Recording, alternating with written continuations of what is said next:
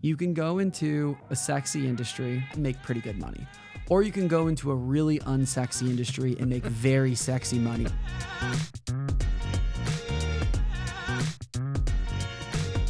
What's up, everyone? Thanks for listening in. We have a very exciting guest, my friend Scott Dickey.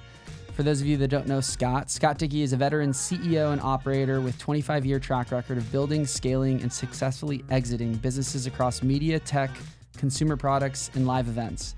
He's currently the CEO of Podium Entertainment, a leading entertainment publisher, and has held senior leadership roles at companies like Motor Trend, Competitor Group, and the NBA.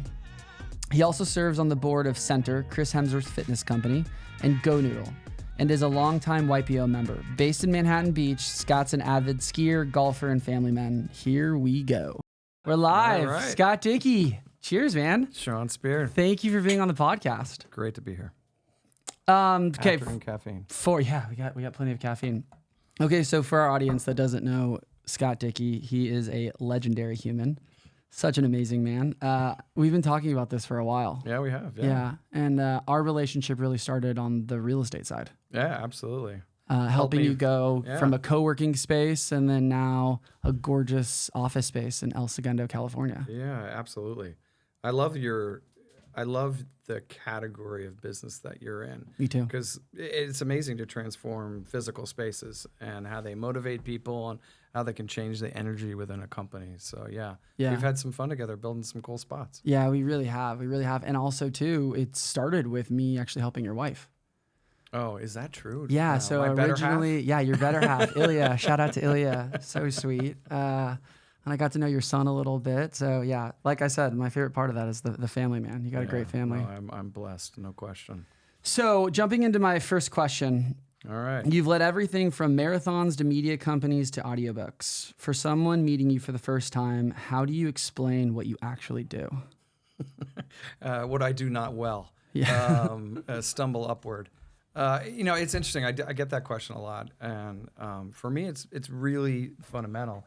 I've always been in businesses that are driven by incredible passion, consumer-facing passion points, where people spend a disproportionate amount of time or energy or money against a lifestyle, against a hobby, something that they're really fired up, that's self-defining. Mm-hmm. And so, whether that's being a sports fan or a surfer or a runner or a car enthusiast, or now being incredibly passionate about science fiction or fantasy or romance, they all are common themes, right? We're trying to aggregate fandom and trying to monetize fandom and really leverage, the different content businesses that I've been associated with in that manner every step of the way. Yeah, it's like people's passions. Yeah, like you're going into business that goes after people's passions. Yep, 100%. I've actually gotten into the running world, something you and I have talked about recently. Yeah.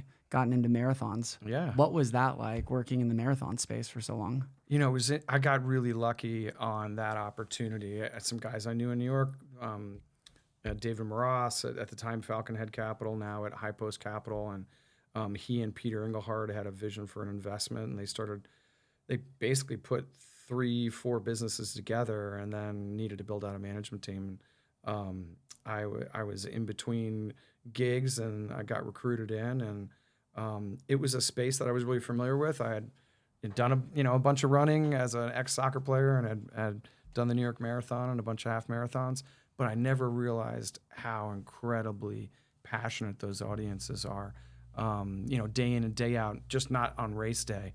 So it was great. We basically took a 5-race company to 35 races around the world, and with a bunch of great media assets behind it, both digital and physical magazines and early days of social media, and it was super fun. Yeah, we did really well and had a great time. Yeah, along the way. That's so cool. Like, cause you were a runner. Yeah, absolutely. I mean, it was my main form of cardio, right? Like that was my thing. I'd go out and go for a 5, 6, 7 mile run. That's how I got my thing going. Yeah, I've gotten into running and just it's. Well, you did been- Berlin. Yeah, I did Berlin, which was amazing. Yeah, Yeah. Berlin was awesome. One of the world marathon majors. Yeah, one of the best life experiences of my And what life. a great city. Yeah, and now I actually see like social media, like clips of people doing it, and I get emotional because you Oh, yeah. realize like what that experience is all about. Like everyone's has a reason that they're doing the marathon, and so when you see someone that like signs up for the marathon, does the training, and then goes and finishes, and you see them cross the finish line, it's emotional. Like it's Well, yeah, and it's emotional behind the scenes too. I mean, hundreds and hundreds and hundreds of volunteers that help pull off those races, right? Closing 26.2 miles of road, either in point to point or a loop. It requires a lot of work, and people get up, at the crack of dawn at 2 o'clock in the morning to go out there and set up the cones and the pylons and close roads and set up water stations. yeah, and so cool. It's crazy. Shout out to all the volunteers. It's so amazing. It was amazing. I just heard a statistic that London Marathon just opened up registration, and they had 1.1 million people that tried to get in. Yeah, It's because crazy. you're in the fitness business, right? Right. Chairman of Center, which is a giant fitness company, super cool. But like, I was having a conversation with someone you and I both know, Jeff Laborde. Yeah. And Jeff was saying the two fastest growing businesses right now in the fitness industry, or the fastest growing business concepts. Number one is marathons. Number two is High Rocks, which Center's High a big Rocks is part of amazing. High Rocks. Yeah. Yeah, High Rocks is amazing.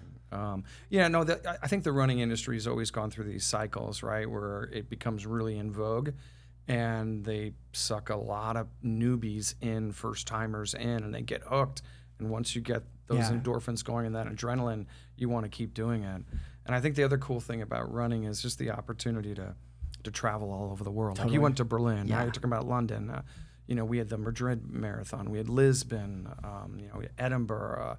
Liverpool. I mean, it was amazing. You could go all over the world just to go run a race. Yeah, it's such a cool way to see a city. Yep. When you run through it. Yeah. But then also you see a lot of it. You see a lot of it. Yeah, you totally see a lot of it, which is so cool. But like you get to you train, you're leading up to the event, you have all this excitement for the event, but then you have this excitement about the trip itself. You go and do the race, and then you can just like indulge and have fun knowing that like you're so completed because you just did something that's like a bucket list item. It's funny. People think that runners, don't indulge in other things and, eat poorly or drink too much. And it's actually the opposite. It's the running is the excuse, to be able to do that. Yeah. And we went through that. We shut down the Strip in Las Vegas and had one of the biggest races ever, down the Strip at night in Las Vegas. We had an amazing team that pulled it off.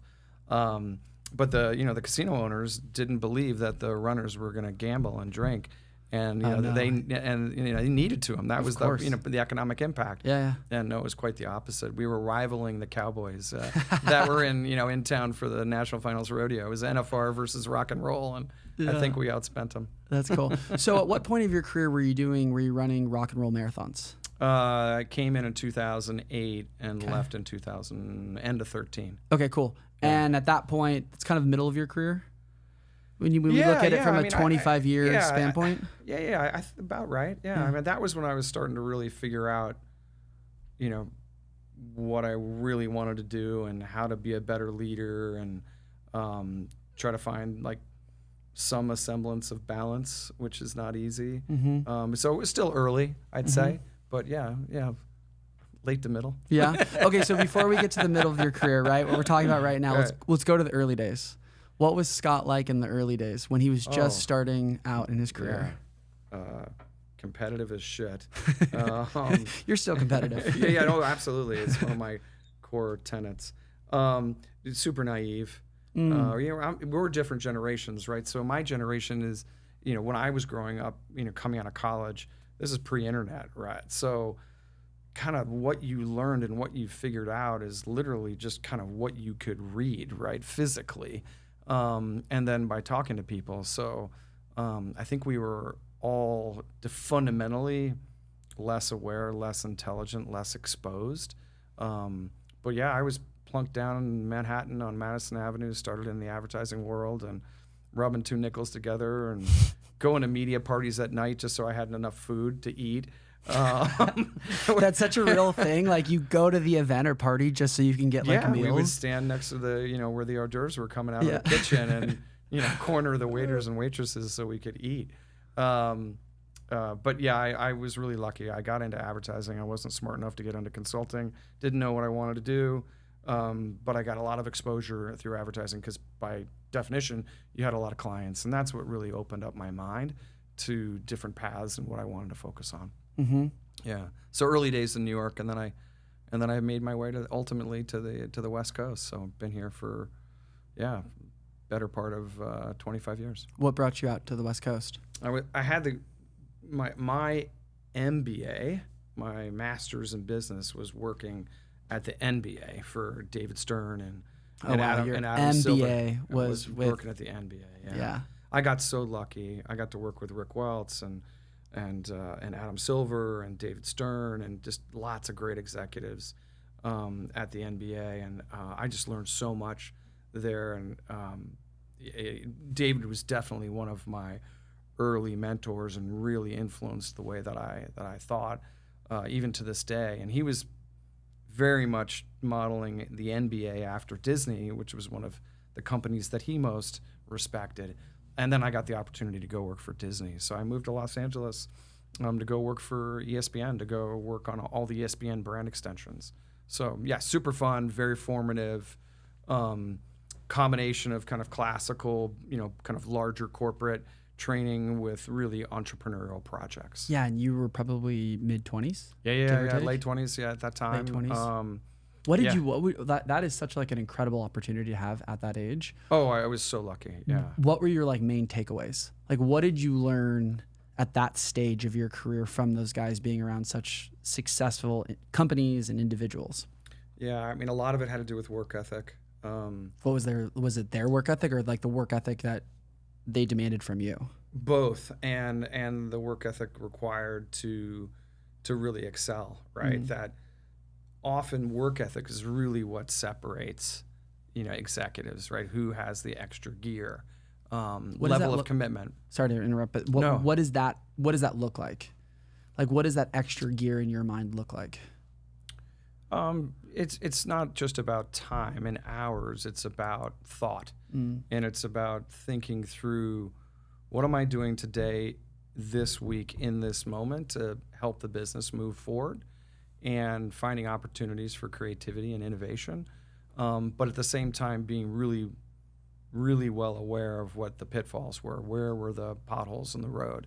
And David was brilliant at that. He always had a rain plan. He would push the limits of creativity and marketability, but he always had kind of a fallback position. And that I found incredibly fascinating. And he was a brand builder, right? It was brand extensions. It was, elevating the perception and the reality of the experience, whether that would be in stadium or on television, and providing incredible value for his business partners, whether it be sponsors or licensees or the media companies. And he was a master. I mean, the guy was just amazing. And I just learned a ton. And then I got to go, be inside of Disney, which was, that was the early days of synergy. That's where synergy started, right? Like tying all these different businesses together against one piece of IP, whether it was like Tarzan or the Lion Tree, back in the day, even before Pixar. So those were just very formative experiences for me. I learned a ton. I was a sales and marketing kind of branding exec at the core, but I ultimately knew I wanted to run businesses. And so I knew for me, politics and big corporations was not going to be my strong suit.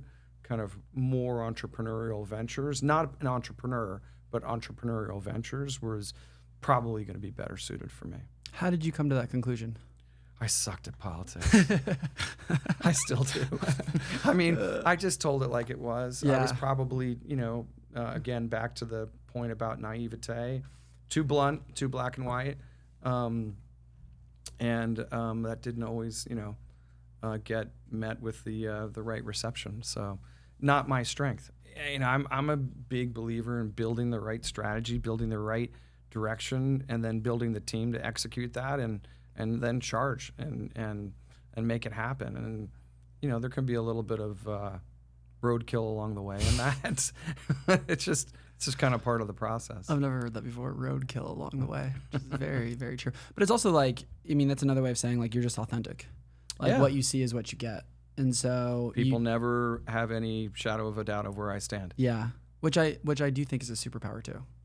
I think it makes it easier for people to buy in. Yes. You don't have to agree, but if you know where someone stands and you know there isn't another agenda, there's no manipulation, there's no behind the scenes, other, playing field or game being played. I think it makes it a lot easier for people to commit to what they're doing. Definitely. And not to second guess. Because I think when you work with someone that you're questioning where they're at, as in like, am I doing a good job? Like, does this person like what I'm doing? Do they like me? Whereas when you work with someone who's very like, what you see is what you get, and they're going to tell you straight and they're going to be very authentic, if they don't say anything, then there's not a problem. You are so spot on. Yeah, I think, and regular feedback. Yeah. Good, bad, indifferent, just constantly talking about it and talking about what's working, what's not working. What do we need to focus on more? What can we let go of, right? That's another big thing inside Podium right now is we're scaling the business so fast. The things that you used to do 18 months ago, 36 months ago may not be as valuable to the business today because we've kind of outgrown that process or the need for that data. And so how do you let go of some of those things and unwind them? Do we really need to crunch that number? Do we really need that report every week? Or is that report kind of obsolete? Are we ready to move on now? And that's a big part of what we're constantly doing in our organization is kind of debriefing around what we're focused on as a team. Yeah. I also think too, going back to it, when you are very authentic and you're a straight shooter, I think that establishes trust. And that's like one of the most important things when it comes to a team is like trusting, having trust within the team where you don't have to basically second guess like, does Scott feel the way that he does about this? Like he's going to tell you if he has an issue with it. Yeah, I think that's right. I think transparency, open communication, being willing to change your mind. Yeah, it's okay to be wrong and say, you know what, I had a really strong opinion about that, but you guys have shown me why that was ill-informed, and let's turn and go the other way. I think the other one that we really focus on is no judgment around things that go wrong, right? We don't look at things in terms of like success or failure or right or wrong. We think about it in terms of like testing and iterating. And what I mean by that is like if we have a new idea and we're going to put something into place, we're going to learn from it, whether it's really a successful idea and a really great idea or not. And in some cases when it's not, we learn a whole lot more. And having an environment where people don't feel judged by that or don't feel recrimination around stuff that hits the fan or hits the skids, that's really important because if there's room for creative ideas, for innovation, then people take more risks, they move faster, they feel free to make decisions. And if there's fear and there's judgment around mistakes, all that goes out the window. That is so well said. And that is like, that to me, when I doing these podcasts and seeing leaders, it's like they all see it through that lens of like, this is something we talked about in the last podcast of this perspective of we're either winning or we're learning, right? It's kind of what you were saying is like, we're either making things happen or we're learning. I'm gonna steal that, winning or learning. That's exactly right. That's something we talked about in the last podcast, but that has been like a theme in a lot of the people that we have on this podcast or the people that I know as like leaders. And it's something that I think about all the time is, to your point, like you got to try new things. And if it works out, you keep leaning in and you keep doing it. But if it doesn't, then you need to pivot. And like we're going to learn from it. And where we run into issues is if we repeat that mistake over and over again. Yeah, exactly. I think the other thing for young leaders as they're coming up is you never use the word I or me unless it's something that you're taking ownership for that went wrong. If it's anything that this is so good. Right, we, us, the team, together. Yeah. It's all about how the team did. And if you want to take responsibility for something that went wrong because you want to protect the team, that's okay. But for the most part, get all the I's and the me's out of your vocabulary. Where did that leadership style come from? Oh, I got really lucky on a couple different fronts. One was David Stern, who was really tough guy to work for. I mean, he was a classical, old school yeller, but he loved to debate, and he's the smartest guy, one of the smartest guys I've ever known in my life. And so just watching him maneuver and watching him operate was fascinating every day. Like I could just soak it up. But the other guy I learned a ton from was Peter Uberoth. I got really lucky early on, and I met his daughter in New York socially, and then got to meet Peter. And this is, in the day when he was the commissioner of baseball, and he, just had done the LA Olympics, which were coming up now on, again, the return of the Olympics to the City of Angels. And he was Time Man of the Year. I mean, this guy was the real deal. And I got lucky because he took me under his wing, and I learned a ton from him. He was an amazing leader and could really motivate people. But again, through a lot of things that we just discussed, work ethic, transparency, amazing communicator, hugely compassionate for people, right? But also, a hard worker, like grinder extraordinaire. Yeah. You said that he was a great motivator. How did he motivate? People discount the importance of vision and purpose and direction. And, I'm not going to do this mission, vision, value thing. That's kind of a waste of time. We know what we're building here. We know what we're developing. They couldn't be more wrong. Like anchoring in the vision and mission and the purpose of what you're building in anything, life, family, a business, it's critical to create that common ground and understanding for why are we doing this? Why are we working so hard? Why are we showing up at 7:30 and leaving at 7 o'clock at night, right? We're building in a high performance culture in this operating environment, but for what end? And I think if you give people the framework for the purpose of what we're building, it's much easier to get the buy-in, and then that energy and that momentum becomes infectious.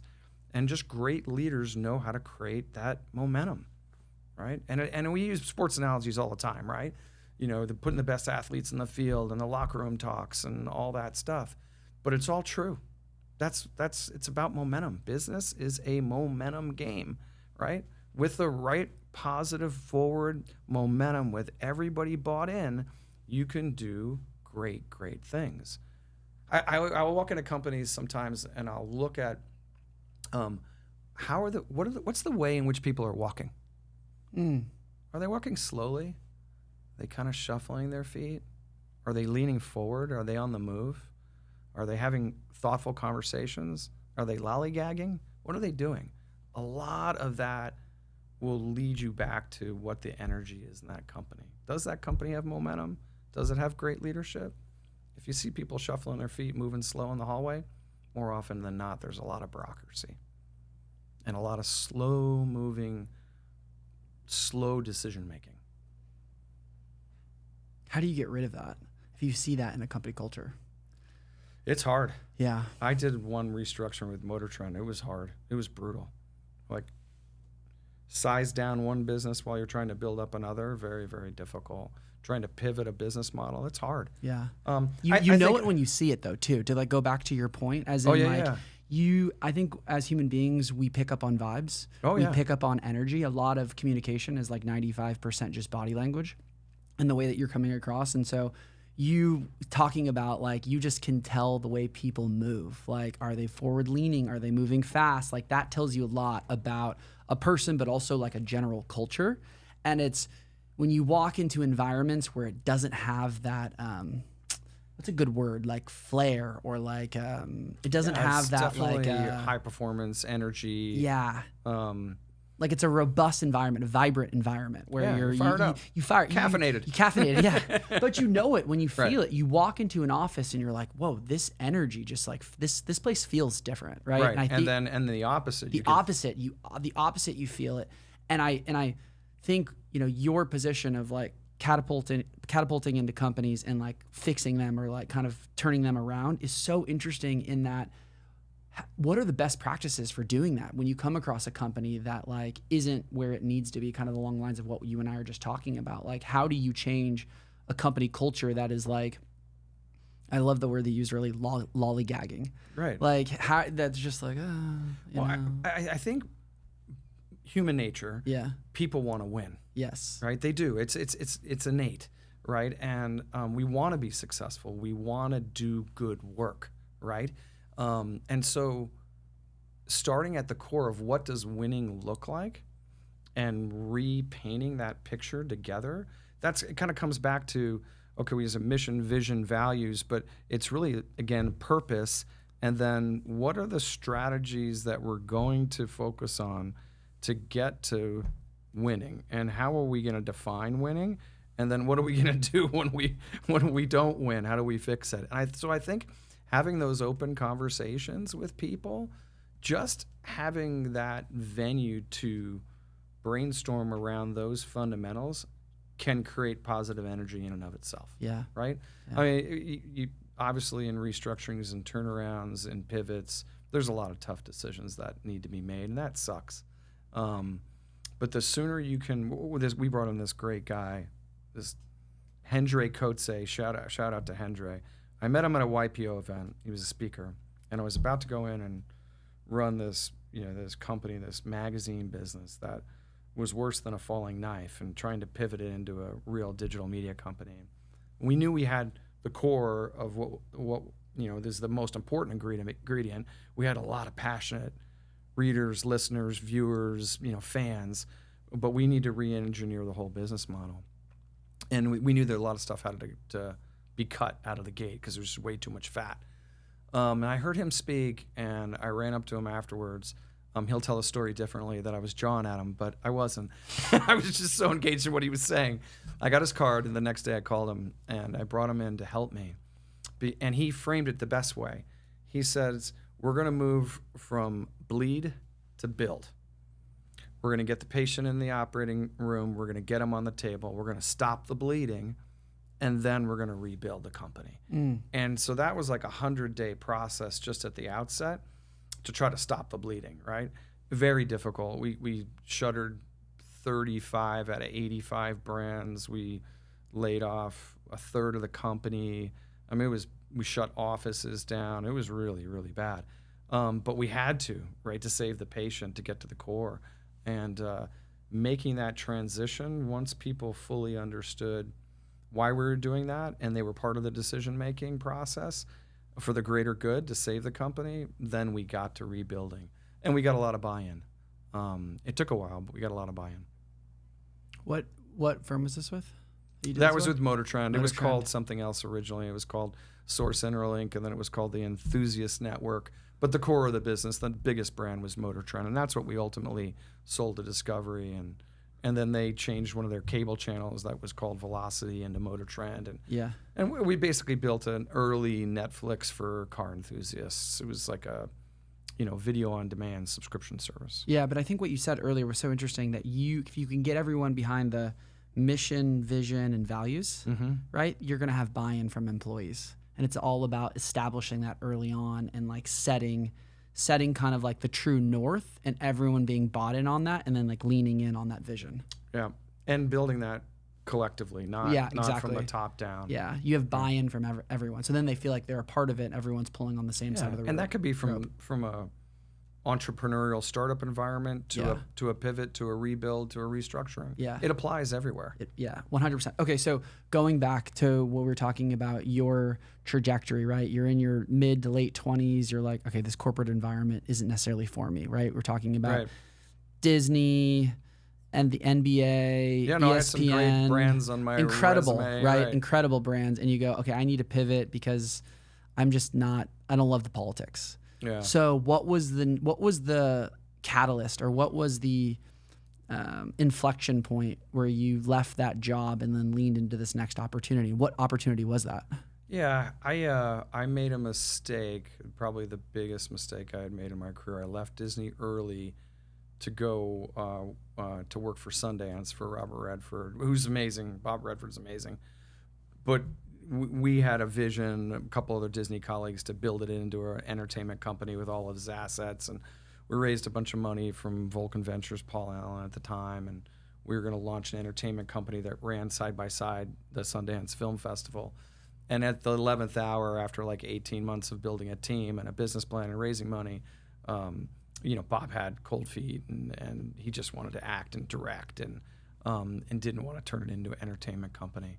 And so and that was right on the internet, like this was 2001. Was that heartbreaking? Was that a hard loss?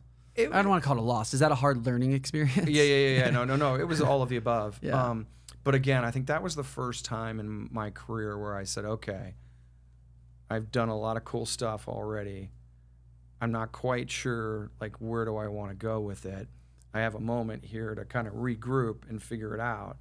And that's when I realized I really wanted to kind of run companies.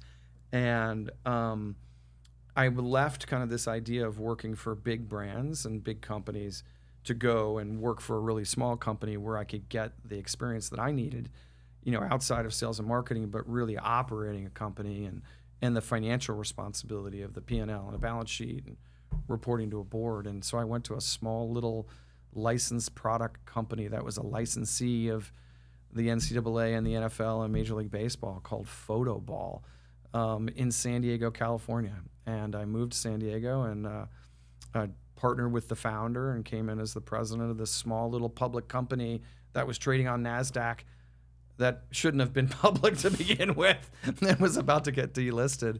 But we turned it around. The founder was an amazing product developer and had incredible expertise sourcing product. And I had the league relationships and kind of the licensing expertise and branding expertise. And we partnered and kind of turned it around and rebuilt it. And that's when I joined YPO and bought my first house, met my wife, the whole thing. It was fun. And sold that to K2, which was great and hugely fun. Very, very exciting times. Taking a step back, you hear about partnerships not going well. Oh, yeah. Why did that partnership go well in your opinion? I think it went well early because we were really complementary. It didn't end well, but that's because sometimes when you sell stuff, not everybody has the same, view of, what success looks like, and that's challenging. How are you two complementary? He was a real product developer. I mean, he could envision a hole in the market and where there was a market opportunity to develop something new, and then he could go figure out how to get it made. And I was, more kind of sales, marketing, vision. Well, and financials. I had a good knack for how to figure out how to make stuff work financially.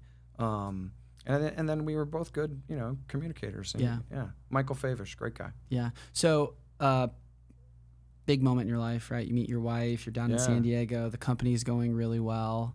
What happened after that? Well, we had kids, and that was pretty intense. And I was really unbalanced in that time, and ultimately was just working way too hard. I probably had work, kids, wife in the wrong order. It should have been wife, kids, work, and it took me a while to figure that out. But it got to a point where I was, I had a great run in San Diego and loved it. But it's a great town. It's an amazing town. Yeah. But for me, in kind of my kind of line of work, and whether it's content, digital content, media, or kind of sports and entertainment, you really had to be in one of three places. You either had to be in New York, London, or LA. And so we looked at each other in the eye and said, okay, let's go for it. And she said, I'm up for any of the three. And we ended up in LA, which was great because she has a lot of family in the South Bay. But we could have gone in any direction. And so that was 2014 when we came to LA. 2014 was the opportunity with Motor Trend. Yeah, exactly. And that was a restructuring and pretty intense. But we had a really clear vision, and same executive that I had partnered with at Competitor Group, Peter Engelhardt. He came in as executive chair. I was the CEO. We were reporting to a hedge fund out of New York that had basically taken over the company from former private equity that had lost their investment. And it was a march to try to turn it around. Yeah, and that was the opportunity where you went into a company that didn't have much culture, and you totally broken culture. Yeah, broken culture. What does broken culture look like? Dysfunctional. Yeah. And siloed. So we kind of went into what to do, but if you were to give recommendations to people on what not to do, what embodies a broken culture in your mind? Lack of transparency, lack of communication, lack of understanding on what the business strategy is, inability to make tough decisions and move people out that aren't committed to the cause, not being penny wise, pound foolish, having too much of a hierarchy. I'm not a big believer in org charts. I'm not a big believer in reporting structures. I like to create structure around decision making, and I like to create structure around communication, but I'm not a fan of hierarchy. And I think when there's a big have and have not, that leads to a lack of trust and a lack of buy-in. You need everybody to be on the team and everybody to feel like, they have a vested interest in the outcome, financially or spiritually or what have you. Especially when you're trying to create a demanding environment. Demanding in terms of like high performance culture where you're demanding a lot of one another. Then there has to be lots of transparency. It's good. I don't know. It's good. It's just what I believe in. It's worked for some situations, hasn't worked for others. No, it's. I've learned a lot along the way. That's the biggest thing. Always keep learning. So after Motor Trend, then you went into Podium, right? And that's kind of when you and I met each other. Yeah. We met, a little bit before that. A little bit before that. Dave introduced us, and Podium was a totally different deal. It was a brilliant founder and 4 contractors. The founder wanted out, and he had a proven business model, but no operating environment, no infrastructure. But he had real revenue and real EBITDA, and private equity guys were looking for an operator to help partner with them to build a company. So it was kind of startup-y, but I'm not a great entrepreneur. As I said earlier, I'm not a startup guy. I like to work on entrepreneurial stuff, but I need something to work with. Yeah. And Podium was great because it had a business model that just needed to be scaled and scaled meticulously. So I was employee number 6, and now we're like, we're 80 people and cranking. Yeah, you guys are doing great. Yeah, it's amazing. It's super fun, and it's super young. Great culture, great. All the original people are still involved. Founders still on the board. Investors have been great. Yeah. And we're just disrupting a legacy industry. It's super fun. Yeah, it's super cool. So I think of you, as you said all that, as an operator, right? Like, at my core, yeah. So you're at your core, you're an operator. But then I think about this. There's 3 decisions. If you're listening to this podcast, it's high performers, people that are like trying to be better, right? Yep. You can go the corporate route, right? Kind of we talked about early on in your career. So I want to go into like what mold that is. Like what type of person goes into the corporate route? Right. What type of person goes into just being an operator, right? Teaming up with private equity along the lines of what you've done. Or right now you're hearing so much about like go get an SBA loan and go buy a business that already exists. You have all these, not millennials, but you have all these baby boomers that are like retiring and they have these businesses and they don't have heirs or their heirs don't want their businesses. Right. So you're hearing a lot of people go say like, hey, go out and buy one of these businesses, right? And then you can operate it because it already exists. And then you have this other category that we talked about, which is like entrepreneurs. If someone's trying to figure out their path, like how would you break down like what's the right place for the right person? Yeah, I think that's really interesting. I mean, I think I'm a big fan of early in your career getting some fundamental classical training inside, a real company, right? And if you're just out of the gate an entrepreneur and you don't know what you don't know anything. Like you're really trying to figure it out from square one as an entrepreneur right out of the gate. And I think working for an established business where you can soak up, as much as possible. And I'm a big fan of people going to New York and, fighting it out in the big city or, really being in an environment where there's a lot of energy and a lot of competition, a lot of learnings all at once. But I do think there's a point in your career where you have to pick a path. Am I going to stay inside of, kind of more corporate America? Am I going to be an entrepreneur and kind of launch or buy a business? Or am I going to kind of be in between being, find a path to be an operator of smaller businesses with investors and then migrate up to bigger businesses. And so for me, if I did it all over again, I would have made that pivot to more entrepreneurial, smaller businesses sooner. Mm. But I'm a big believer in the foundational part of your career in the early 20s should be in some type of kind of classical business environment to get the fundamental exposure that you can. And that could be any size, right? That could be a multi-billion-dollar corporation. It could be a $50 million company, but you want to get inside something real to help you learn. Because that's like how you got your start, right? Yeah, You yeah, got to work 100%. with incredible leaders at incredible companies, and they taught you so much. Absolutely, 100%. And I was a sponge, right? And I think that's the key thing is I got exposed to a lot of content early and just kept soaking it up. Yeah. I kind of wanted to go back to you making tough calls, like coming into these companies and having to make decisions where you're laying people off, or you're having to restructure these companies. Like, how do you go about that process? Being that I think of you as like having empathy and compassion, but also knowing you have to do what's best for the business. Like, how do you balance that? It's so hard, and I think it's really interesting. I think it's kind of a little bit, it's juxtaposed for me. On one hand, as I've gotten older and more experienced, I've grown more compassionate for people's personal experiences, but I've also become less tolerant of underperformance, right? And when I mean less tolerant, not in a judgmental way, I just know that when everybody's working really hard and you have underperformance on the team, it slows and drags everybody down. And so identifying the cause of the underperformance, addressing it, and then finding the solution is really critical for the beneficial, for the rest of the team. Because nobody's going to carry anybody else's water up the hill. And I'm not a big believer in managers that only manage. Like, everybody has to have work product. In a company our size, everybody has to contribute and do work. And so for me, making those really tough decisions about people that are underperforming or a line of business that's underperforming is tough, but I've gotten more used to making those tough calls. And I couple that with a lot of compassion for the people that are working really hard and that are performing exceptionally well, because a lot of shit happens in life. And finding work-life balance, I hate that phrase balance. I got to stop using it.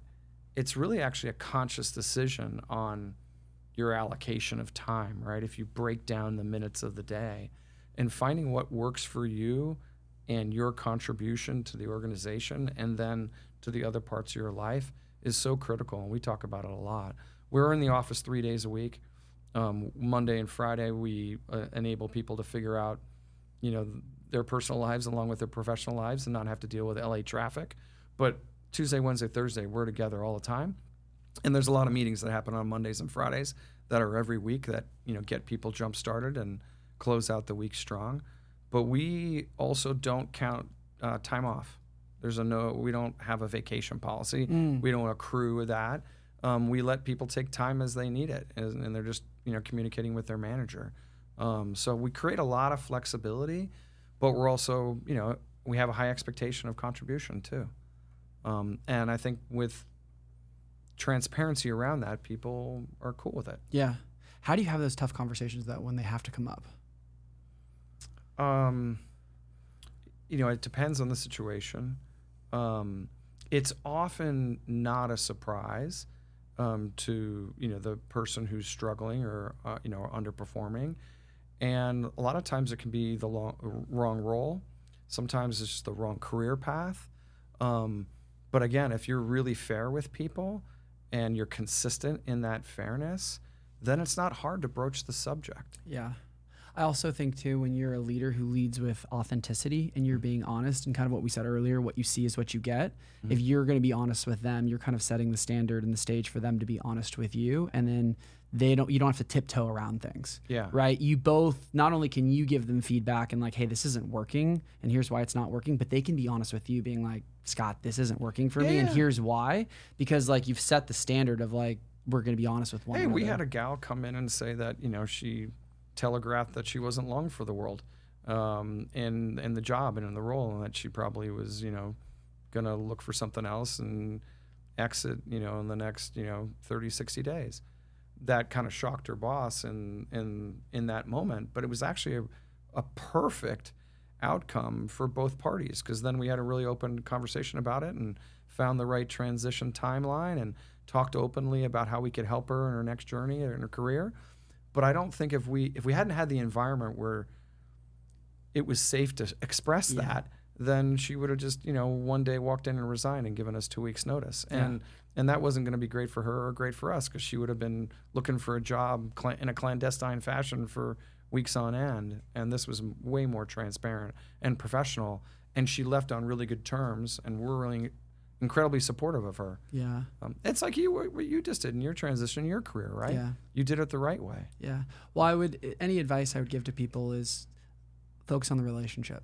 Yep. And if you focus on the relationship, you've done that masterfully in your career. Oh, thank you. I didn't figure that out until much too far along in my career. Yeah. You because of the nature of your business, I think it's incumbent upon you to have that relationship, but you've done it spectacularly well. Thank you. At a very early stage in your career, right? Yeah. Thank you. I would say, going back to what you were saying about mentors, like I've just had some incredible examples in my life of what to do. I've also been around people what not to do. And I think that's great. It kind of goes down to my core of like what I believe. And I believe we're really here for relationships. Relationships are everything. And so there's been times in my life, if I'm being honest, being very competitive and like drive and like wanting to win, where I've put the result over the relationship. Yep. And me too. I've been burned.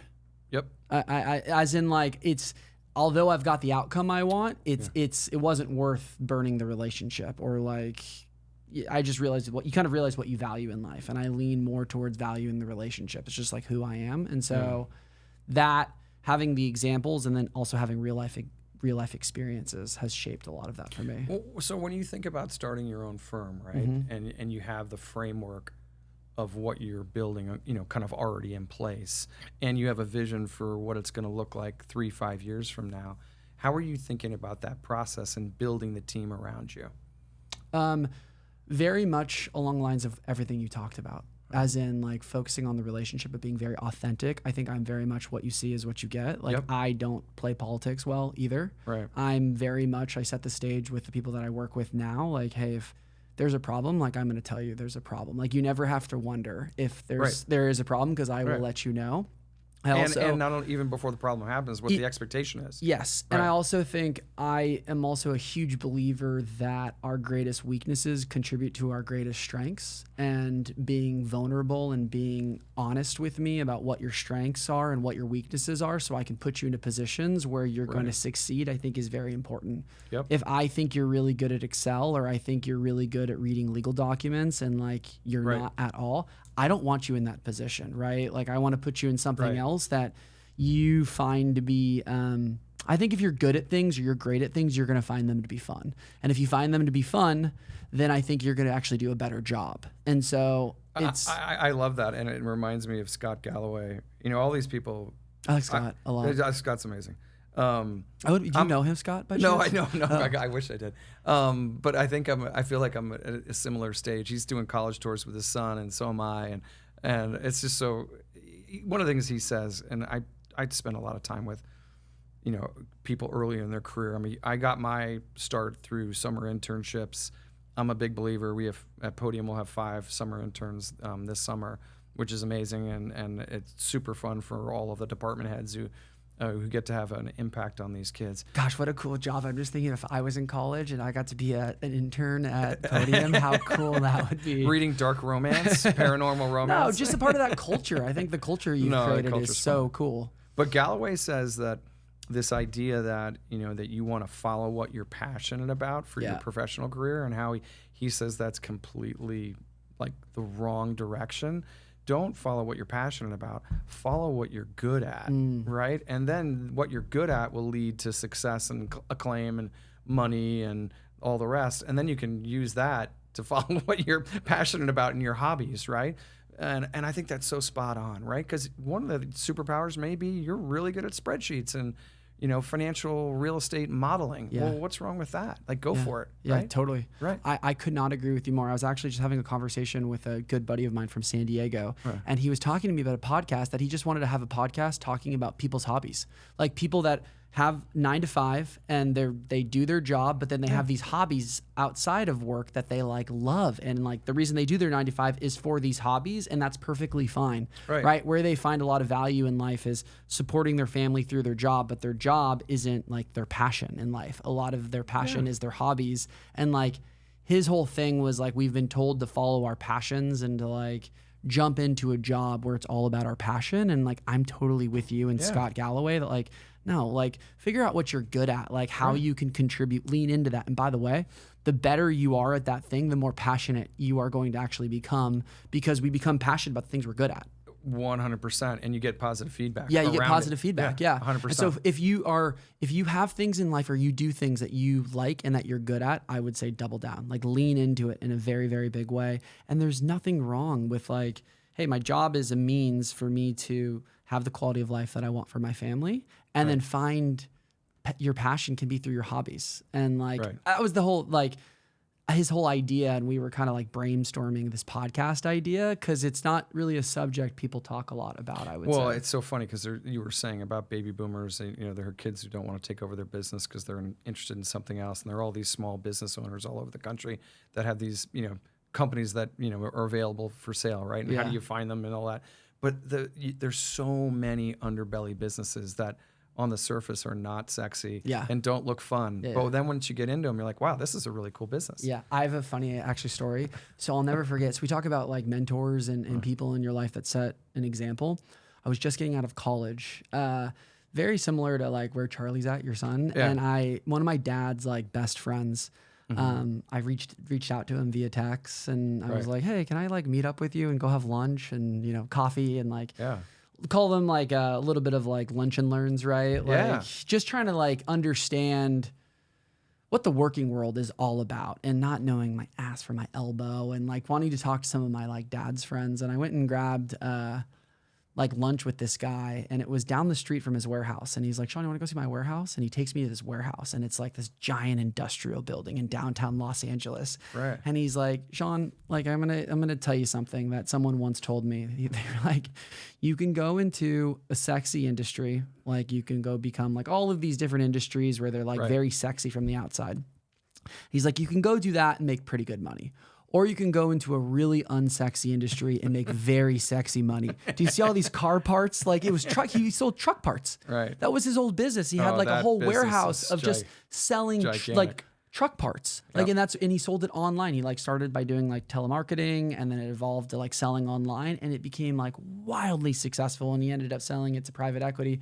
But like, I never forgot this concept of, going into businesses that not a lot of other people want to go into, where there isn't a ton of competition.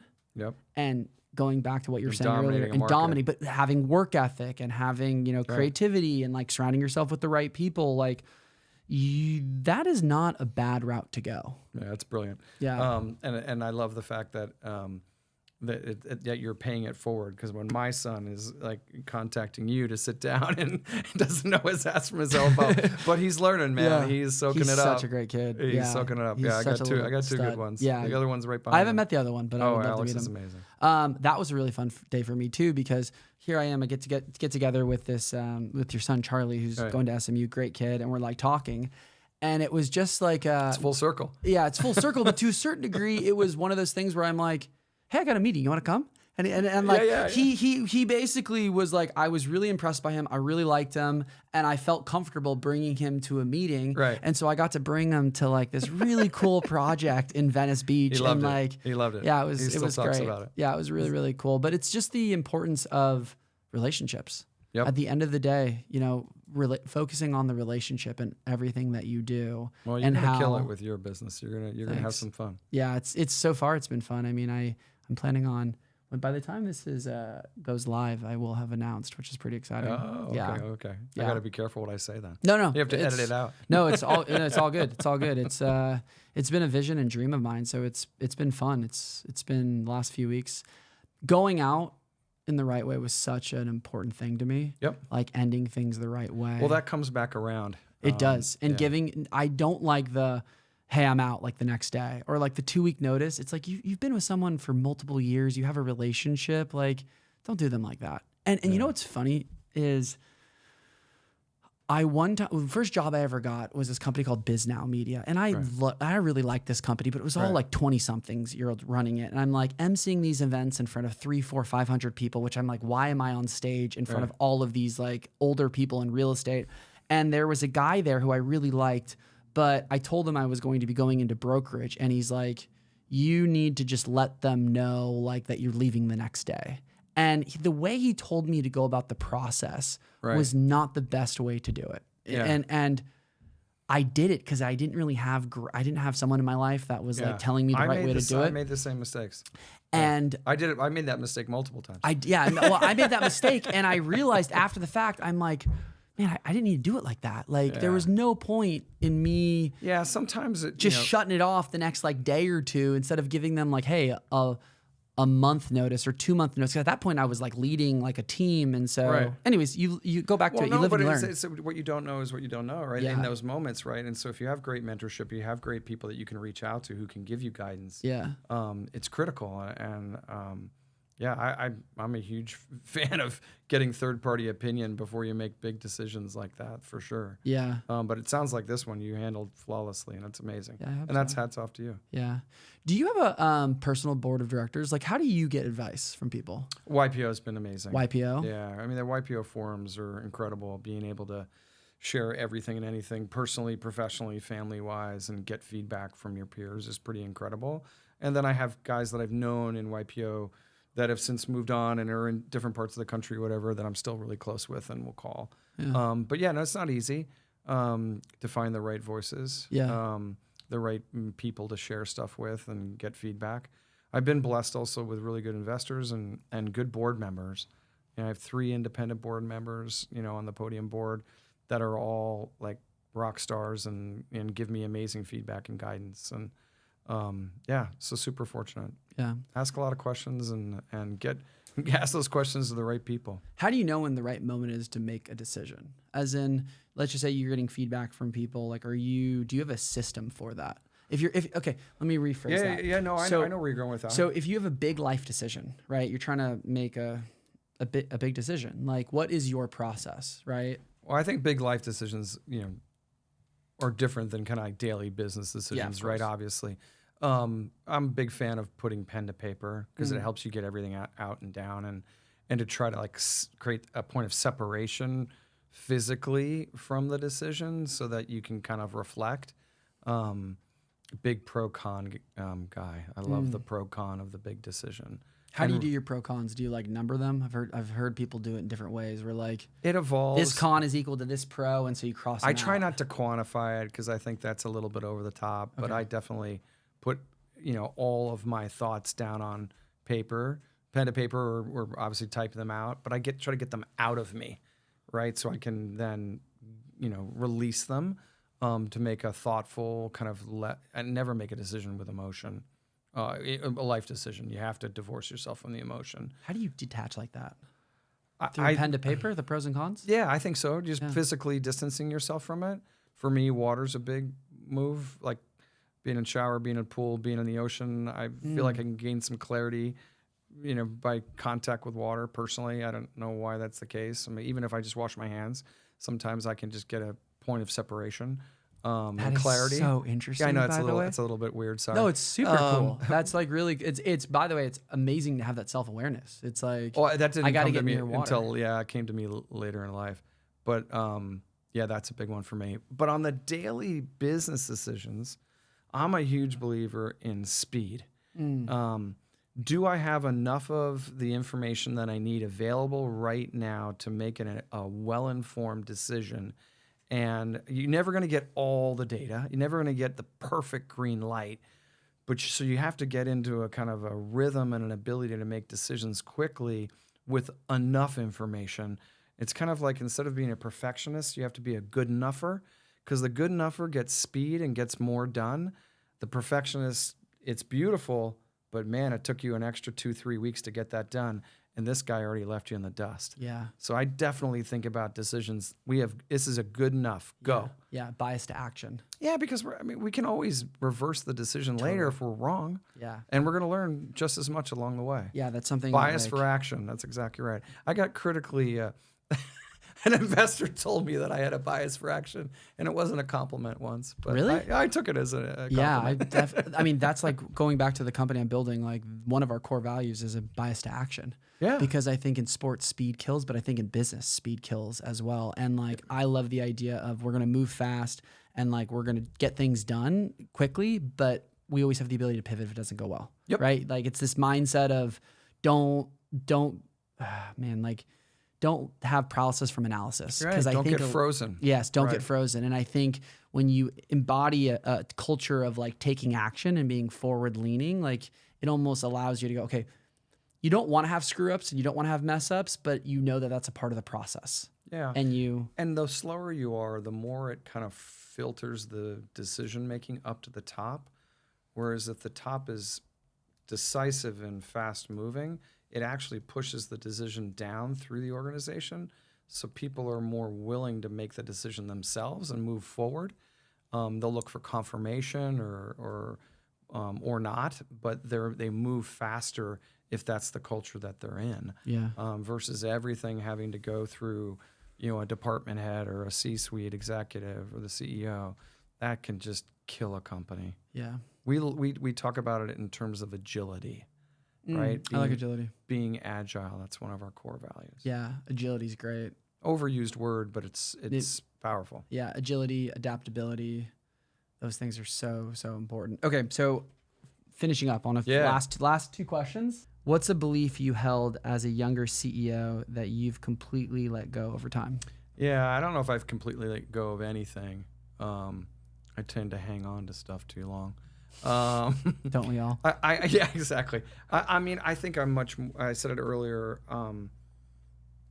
I have a lot more compassion for, people's career paths and where they are in their journey.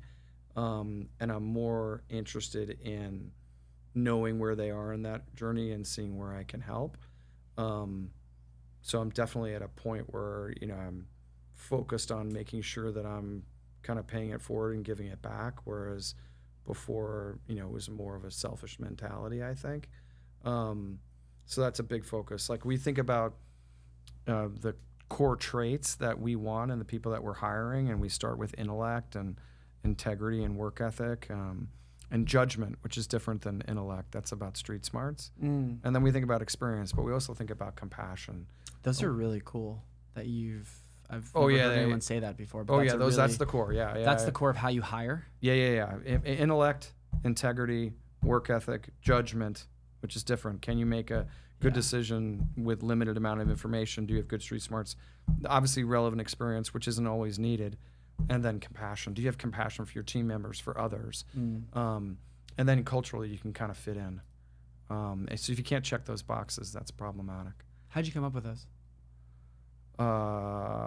Years of noodling, putting pen to paper. I mean, those are great. I've never heard anyone go through it, but it makes it easy. I'm very wed to those. Yeah, because then it makes it easier. It's a process for hiring. It's when you're meeting with someone, it's like you basically can kind of go through it versus just having a conversation with them and not sure where it's going to go. It's like you know exactly what you're looking for. Yeah, 100%. Why did you put intellect over integrity, out of curiosity? Well, I think, as the first bucket, are we hiring and recruiting smart people? Yeah. Right? Do you have intellectual firepower? I've heard someone say. Yeah. I mean, we want the smartest people in the room as best we can, right? And there are different stages of a company of what you're able to recruit and retain. But yeah, you want smart people. And then, of course, you want them to be, foundationally, operating with a lot of integrity and honesty and then work ethic. Yeah. Makes sense. For sure. Okay. Last question. Yeah. When all is said and done, exit, titles, achievements, what do you want your sons to say about the way you lived and led? That's funny. So I just did this exercise. I was on a retreat. Thanks to my wife, I've become a lot more present and mindful, as she has taught me how to be that way. Does that help a lot? Oh yeah. doing those types of things? Oh yeah. We've done a lot of retreats, a lot of work. I've been to Hoffman. I've had leadership coaches, marriage coaches. All kit kat and caboodle. You'd recommend that to people? 100%. Yeah. Yeah, I'm a big fan of Hoffman. It was amazing. Well, I don't know much about Hoffman, but Yeah, Hoffman Institute, and it's in Northern California and Western Mass. Great process for often when you grow up and in the early parts of your career, there are aspects of your personality and your capability that got you where you are today. Your survival skills, what you were really focused on, and often those same traits and skills aren't or what's going to benefit you in the next stage of life. So it's a pretty interesting process to go through, but kind of helping you evolve. Helping you evolve, exactly. Yeah. So we just did this exercise where my wife and my 2 sons, I asked them to describe me in 5 words, and don't talk about it. Just on your own on a note card, 5 words, nothing else. And then was this at dinner or? This was an exercise for a retreat I was going on, and I had written my 5 words. Oh, that's so interesting! I can't wait. Can we talk about both? I'm so curious. I brought just a little note on it because I'm just going to share what my sons wrote, which I think is the direct answer to your question. And Tanner, I'm going along. I apologize. It was super funny what my 2 sons wrote. So one of them wrote, honest. Okay. Check. Okay. Great. Thank you. Selfless. Amazing. Disciplined, mentor, and balanced. Wow. It's like, oh, okay, that was pretty good. I like that. Wait, honest, disciplined, mentor, balanced, selfless, and selfless. Yeah. And then the other those one are was great, by the way. Those are great. I was like, that's what I want my kids to walk away with.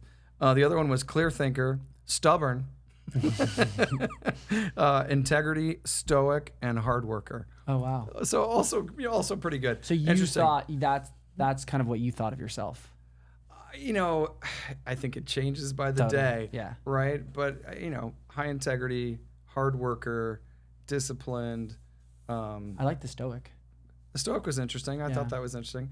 Being compassionate, being selfless. Those are good things. So I was taking it from the lens of like stoicism. Like I wasn't sure if they were referring to like dad being like kind of like a stoic from stoicism. Oh, I don't think he was. I don't know. I'll have to ask him. Yeah. Because that's why I said stoic. I'm like, oh, that's like. No, I think there's 2 definitions, right? Yeah. It's either can be, that you're very balanced and can operate without too much emotion in difficult times, and there could be operating with no emotion. Yeah. I think he meant the He definitely former. meant the positive, for sure. But no, I'm lucky. I'm blessed. I have 2 young men that are on the right track, and I'm just trying to help them stay there. Yeah. And that's the best thing in life. Yeah, I'm very much looking forward to that. Yeah, you'll get there. Yeah, hopefully soon. I can't wait. Yeah.